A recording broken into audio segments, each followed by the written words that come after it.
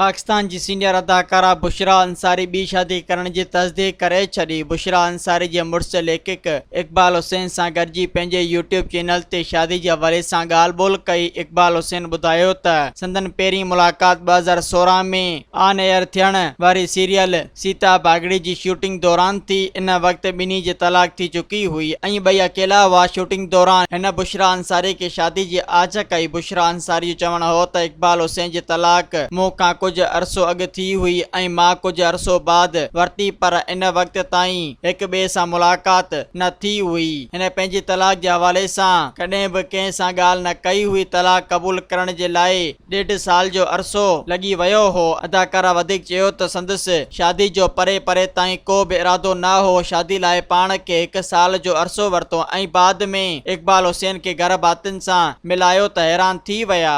मज़ीद ख़बरनि ऐं तफ़सीलात लाइ विज़िट कयो असांजी वेबसाइट www.awamiNewsHD.com ऐं ॾिसंदा रहो अवामी न्यूज़ HD।